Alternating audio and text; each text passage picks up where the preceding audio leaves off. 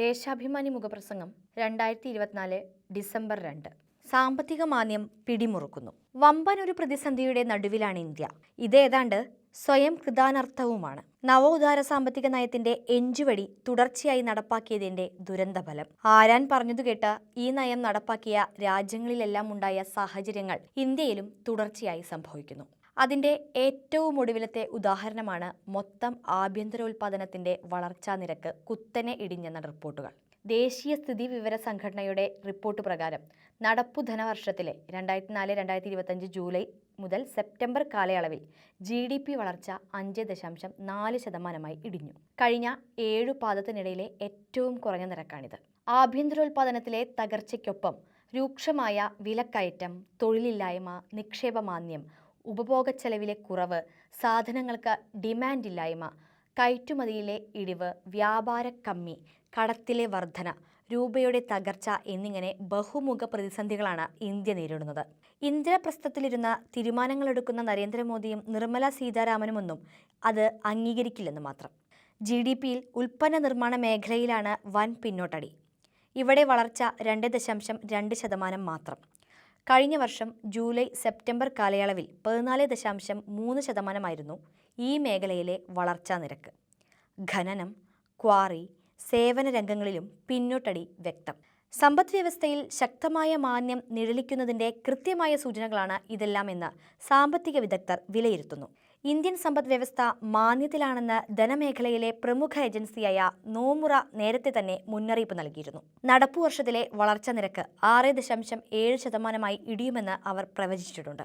Reserve bank 7.2%, സാമ്പത്തിക survey 7% കണക്കുകൂട്ടുമ്പോഴാണ് 6.7% കുറയുമെന്ന് Nomura വിലയിരുത്തുന്നത്. ഇപ്പോഴിതാ ജൂലൈ സെപ്റ്റംബർ കാലയളവിൽ 5.4% ഇടിഞ്ഞതായി ഔദ്യോഗിക കണക്കു തന്നെ വന്നിരിക്കുന്നു.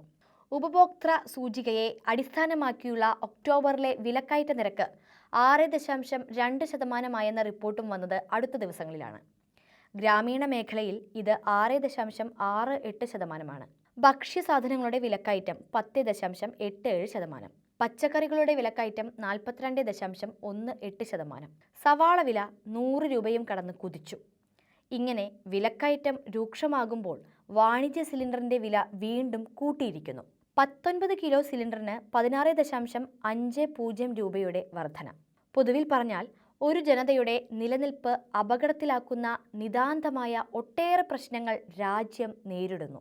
മോദി ഭരണം ഇത് അംഗീകരിക്കുന്നില്ലെന്ന് മാത്രമല്ല, സ്ഥിതി വഷളാക്കുന്ന നടപടികൾ തുടർച്ചയായി സ്വീകരിക്കുകയും ചെയ്യുന്നു. റിസർവ് ബാങ്കിന്റെ പണനയവും കേന്ദ്ര സർക്കാർ ക്ഷേമ മൂലധന ചെലവുകൾ വെട്ടിക്കുറയ്ക്കുന്നതും ഈ വഴിയിലുള്ളതു തന്നെ. ജനങ്ങൾക്ക് തൊഴിലും വരുമാനവും ഇല്ലാത്തതുമൂലം രാജ്യത്തിന്റെ ക്രയവിക്രയ ശേഷി കുറഞ്ഞതും കമ്പോളത്തിലെത്തുന്ന സാധനങ്ങൾക്ക് ഡിമാൻഡില്ലാത്തതുമാണ് മുഖ്യ പ്രശ്നം. വിലക്കയറ്റം തടയാനെന്ന പേരിൽ പലിശ നിരക്ക് റിസർവ് ബാങ്ക് വർദ്ധിപ്പിച്ച് നിർത്തിയിരിക്കുകയാണ്. പലിശ കുറയ്ക്കുന്നേയില്ല. പലിശ കുറച്ചാൽ ബാങ്കുകളിൽ നിന്ന് വായ്പയെല്ലാം കമ്പോളത്തിലേക്ക് ഒഴുകി സാധനങ്ങളുടെ ഡിമാൻഡ് വീണ്ടും കൂടുമെന്നാണ് RBIയുടെ വാദം. ഡിമാൻഡ് കൂടിയതുകൊണ്ടല്ല വിലക്കയറ്റമെന്നത് ഒരു കാര്യം. തൊഴിലും വരുമാനവുമില്ലാതെ എങ്ങനെ ഡിമാൻഡ് കൂടും? ബാങ്ക് വായ്പയെല്ലാം പണമായി സാധാരണക്കാരുടെ പോക്കറ്റിൽ എത്തുന്നില്ല എന്നത് മറ്റൊരു കാര്യം.